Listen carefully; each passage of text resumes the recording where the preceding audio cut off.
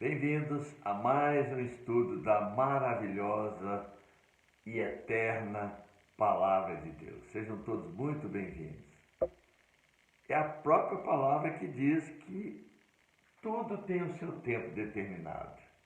E há tempo para todo propósito debaixo do céu. Deus sabe todas as coisas, escreveu todos os nossos dias que vamos viver nessa terra, quando nenhum deles havia ainda. Assim está escrito, que Deus escreveu todos os nossos dias, quando nenhum deles havia ainda. Esse medo aí de vai morrer, não vai morrer, sabe? Nós vamos viver todos os dias que o Senhor determinou que vivêssemos nesse mundo. E todas as outras coisas também têm um tempo determinado por Deus. Então, a pergunta que nós que amamos a Deus temos que fazer: que horas são no relógio de Deus? Quanto? Quanto tempo falta para acabar o mal nesse mundo, sabe? Para que o reino de Deus venha, como Jesus nos ensinou a orar. Vocês vão orar assim: venha o teu reino. Porque Deus tem um tempo para a vinda do seu reino. Jesus vai reinar nesse mundo durante 1000 anos, viu? O mundo inteiro, aqueles que habitarem nesse período, vão ver o próprio Senhor reinando nessa terra. Infelizmente, no final dos 1000 anos, muitos irão rejeitar o Senhor. O Senhor estará mostrando nesse tempo, né, chamado milênio, e que o problema do homem não é a injustiça, sabe? Não é a falta das coisas, é uma rebelião contra Deus. Então, no nosso caso, o apóstolo Paulo diz: sabe, porém, isso, escrevendo a Timóteo, né? Nos últimos dias sobrevirão tempos difíceis. Então, será que estamos vivendo os últimos dias? Só se as coisas estiverem difíceis. Se as coisas estiverem difíceis, então nós podemos pensar: eu acho que estamos vivendo os últimos dias. Então, se você quer saber se as coisas estão difíceis, ligue a televisão e procure ouvir as notícias diárias que os repórteres, as emissoras transmitem ao mundo inteiro. Todos os dias são só notícias ruins de tempos difíceis, assim, que trazem ao coração das pessoas tanto medo. Deus não nos deu espírito de medo. Esse medo vem do príncipe desse mundo, que é Satanás, que ainda está reinando, mas ele sabe que resta pouco tempo, porque ele conhece o relógio de Deus também. A Escritura fala do tempo de Deus e ele sabe que estamos vivendo os últimos dias dele nesse mundo. Mas, nos nossos dias, todas essas notícias ruins têm trazido tanto medo, tanta preocupação. E aí a preocupação traz ansiedade, né? O que eu vou comer, o que eu vou beber, o que eu vou vestir, eu vou ter dinheiro para pagar aluguel, o que será de mim? Né? O medo traz a preocupação. A preocupação traz ansiedade. E a ansiedade traz tristeza. E aí tanta depressão no mundo inteiro. Pessoas deprimidas, querendo tirar sua vida. Oh, meu irmão, minha irmã, Deus não nos deu espírito de medo, viu? Não precisa preocupar com o dia de amanhã. Deus tem a solução para tudo e sabe tudo e está cuidando de nós. E como diz o salmista, né? O que me consola na minha angústia, né? Não importa as notícias ruins que querem angustiar sua alma. O que me consola na minha angústia é que a tua palavra me vivifica. Então, olha, leia a palavra de Deus, ela é a verdade, ela nos consola, viu? Leia, alimente-se da palavra de Deus. Então vamos orar para o estudo de hoje. Pai, em nome de Jesus, tira de nós todo medo, toda preocupação, toda ansiedade, toda tristeza, toda depressão, Senhor. A tua palavra é a verdade, o Senhor tem o controle de tudo, sabe tudo e tem nos revelado, meu Pai. Oh, por isso, fala conosco nesse estudo, papai, em nome de Jesus. Então, Jesus, imagine você andando com Jesus e ouvindo Jesus dizer: eu sou a ressurreição e a vida. Quem crê em mim, ainda que esteja morto, viverá. Tá bom? Você está andando com Jesus e escuta ele dizer: ó, não, sabe, eu sou a ressurreição e a vida, viu? Não preocupa não, se vocês morrerem, eu ressuscito vocês.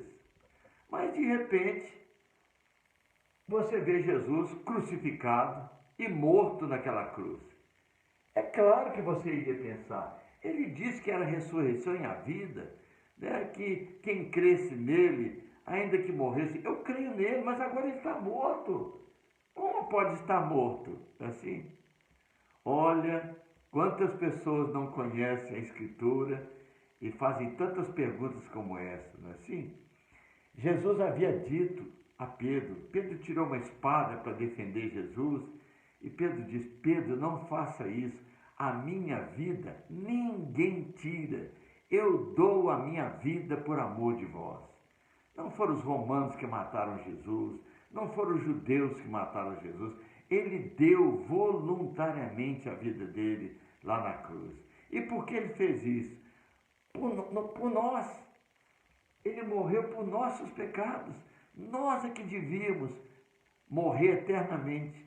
Mas Jesus experimentou a morte voluntariamente para dar vida a você e a mim. Ele morreu por nossos pecados. Ele foi sepultado e ressuscitou.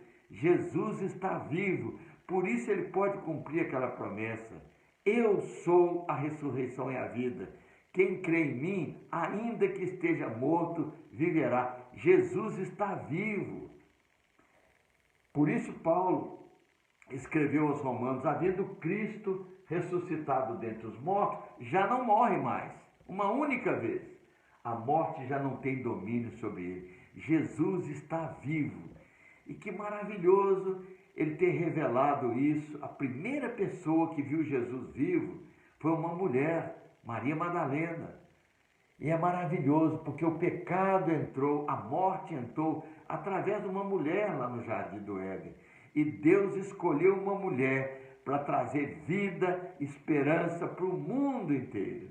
Isso é maravilhoso. Maria Madalena foi a primeira a anunciar: Jesus está vivo.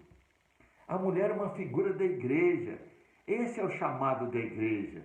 Nós que somos a igreja do Senhor, temos que anunciar: Jesus está vivo.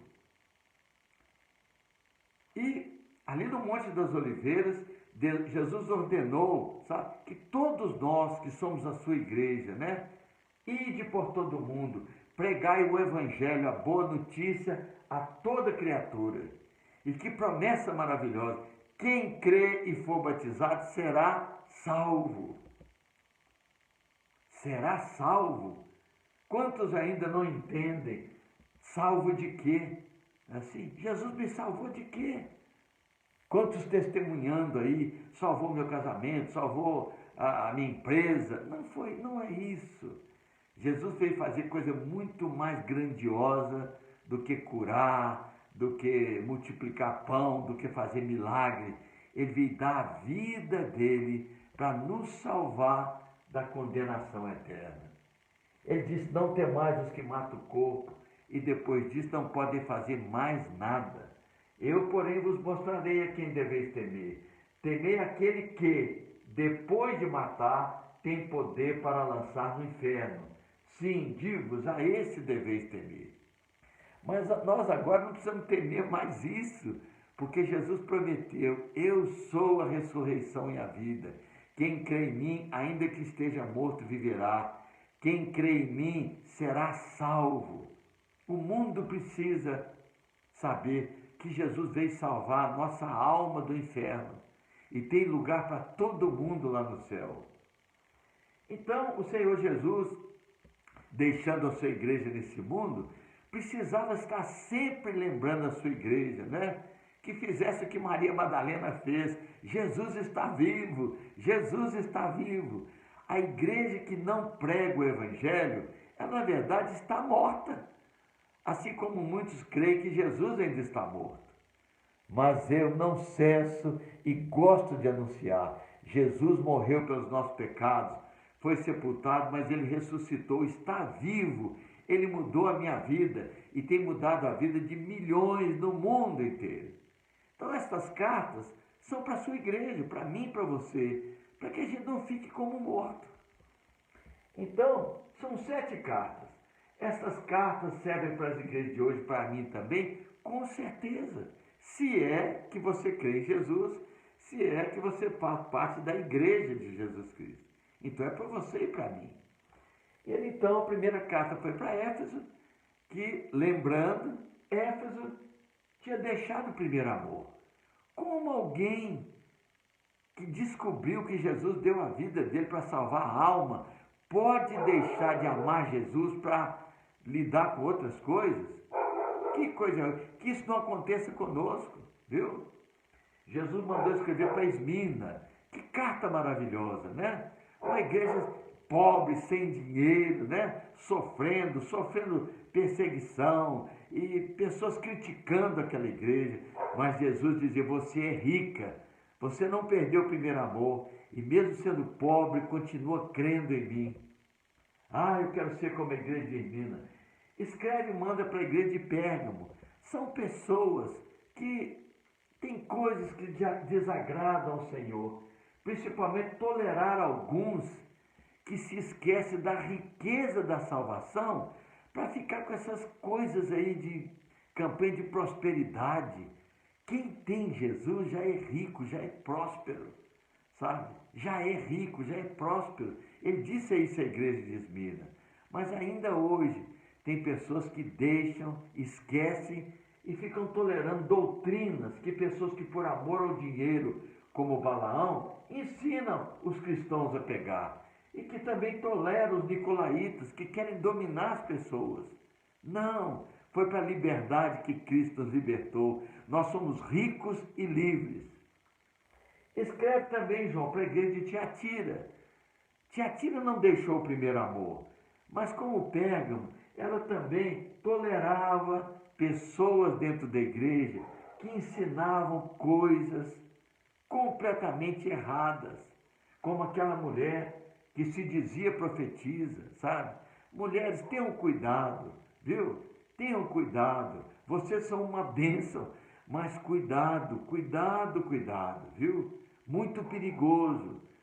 Paulo diz que o homem não foi enganado no jardim do Éden, mas a mulher foi enganada.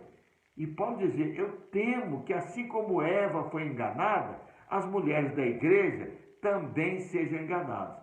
Então você, minha irmã, que ama o Senhor, tenha muito cuidado, viu? Pregue o evangelho, aí você não vai errar.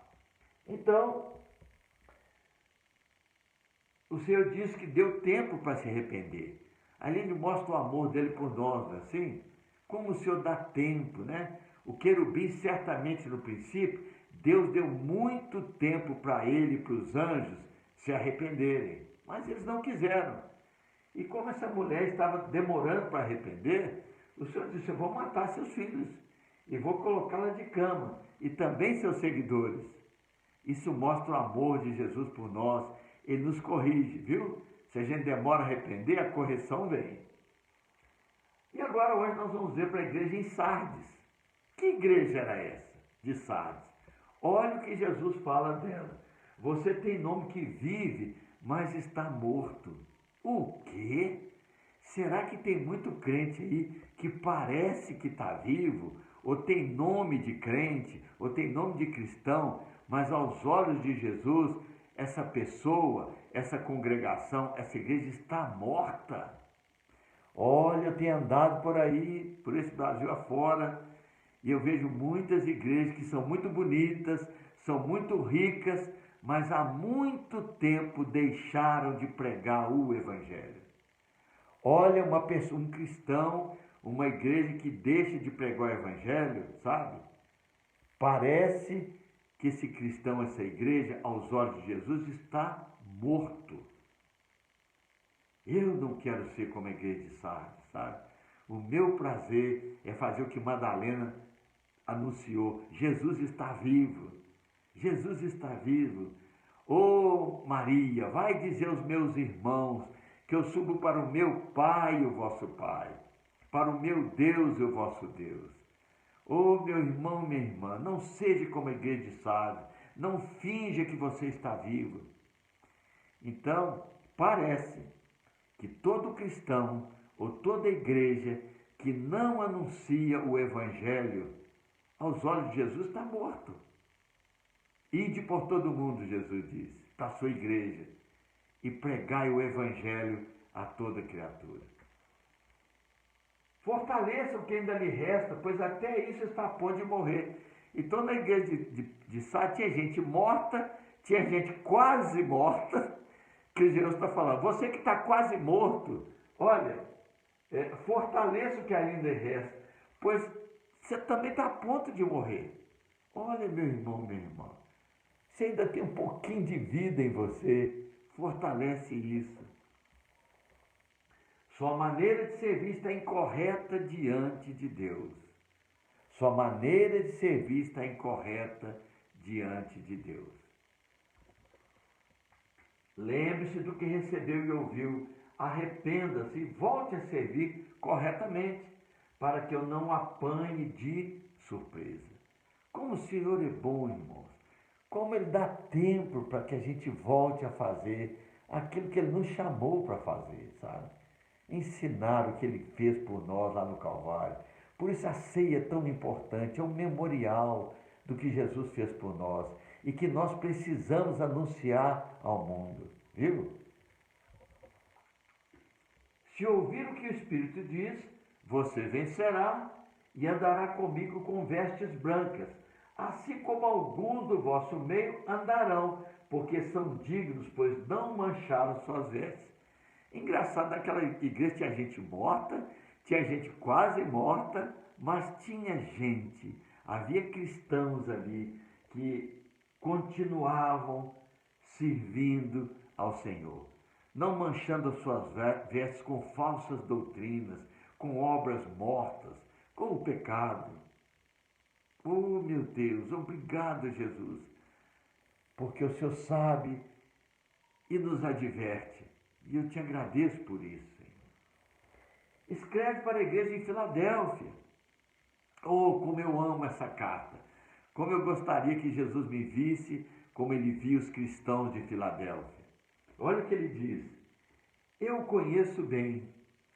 Sei que você não é forte, mas tem procurado me obedecer e não tem negado o meu nome. Assim como na igreja de Esmirna, né? Olha, eu sei que você é pobre, mas para mim você é rica. Agora em Filadélfia, o Senhor está dizendo, eu sei, eu te conheço bem, eu sei que você não é forte, mas tem procurado me obedecer e não tem negado o meu nome. Oh, que palavra maravilhosa do Senhor para nós. Farei que aqueles que dizem que são meus, mas mentem, pois são de Satanás, venha a seus pés e reconheço que amo você. Olha, mais uma vez, mais uma igreja, não é assim? Com pessoas ali dentro que não estão servindo a Jesus, mas estão servindo a Satanás, sabe? Eles mentem fingindo que são cristãos, fingindo que são de Jesus, sabe? Mas olha o que o Senhor diz. Eu farei que aqueles que dizem que são meus, mas mentem, pois são de Satanás, venham a teus pés e reconheçam que amo você. Olha, algumas pessoas já me procuraram, pessoas que me criticaram, que me ofenderam, sabe? E eu fiquei tão feliz dessas pessoas me procurarem para pedir perdão, sabe? Olha, você que pensa que eu não te amo, eu te amo, viu? Não importa as críticas, não importa as ofensas, Jesus me sustenta, Ele é o meu vigor, a minha esperança, viu? Então é tão bom quando uma pessoa reconhece, sabe, que é melhor servir Jesus do que Satanás. Como apesar da perseguição você perseverou, eu o livrarei da provação que virá sobre todo mundo para experimentar a todos. Jesus está falando do arrebatamento, porque você, apesar da perseguição, perseverou, eu o livrarei da provação. Isso é a grande tribulação que virá sobre todo mundo para experimentar a todos. Que promessa maravilhosa, sabe? Se você permanecer firme, a grande tribulação virá. Mas Jesus prometeu que se você permanecer firme, Ele vai te livrar desse período de grande tribulação que está para vir no mundo. Venho sem demora, eu creio nisso. Jesus está voltando. Jesus está voltando. Ele prometeu que viria e Ele mesmo, várias vezes, repete essa palavra: eu venho sem demora. Eu venho sem demora. Tem quase 40 anos que eu falo que Jesus vai voltar, sabe?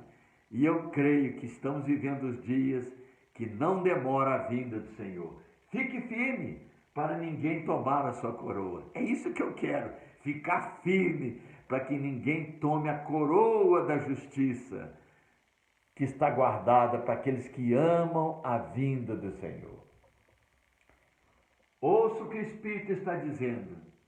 Ouça o que o Espírito está dizendo e olha como o Espírito de Deus tem falado nesses dias. Você crê nisso? Com todo esse vírus, essas coisas todas, o Espírito de Deus está falando que Jesus está vindo. Ouça o que o Espírito está dizendo. Vencendo, eu farei coluna firme no templo do meu Deus. Isso vamos falar mais tarde, quando a gente subir aos céus. E escreverei nela o nome do meu Deus e o meu novo nome. Você sabia que no céu você não vai chamar Jesus de Jesus, nem de Yeshua, sabe? Nem de qualquer outro nome que a gente fala aqui na terra. Ele tem um nome novo e nós vamos conhecer esse novo nome que Jesus recebeu do seu Pai. E nós também teremos um novo nome. Vencendo, será cidadão na cidade do meu Deus, a nova Jerusalém. Nós veremos também isso em estudos posteriores, quando João foi levado ao céu e viu a nova Jerusalém e escreveu para nós falando sobre ela. Então, vamos obedecer. Quem tem ouvidos, ouça o que o Espírito de Deus diz às igrejas. Eu quero ouvir. Eu sei que você quer também. Então vamos orar, não é assim? Lembrando dessas igrejas que nós já vimos, né? Éfeso deixou o primeiro amor. Esmirna não há repreensão nenhuma. Pérgamo, né? Aceitava aquela doutrina de Balaão, dos nicolaítas. Tiatira era uma igreja tolerante. Sardes estava morta. Tinha gente meio morto também. E Filadélfia também não há nenhuma repreensão do Senhor. Puxa, como eu gostaria de ser como a igreja de Esmirna e de Filadélfia. Vamos orar então, né? O Espírito de Deus pode atender esse desejo do nosso coração. Pai, em nome de Jesus, te agradecemos por essas cartas maravilhosas que o teu Filho nos enviou, papai.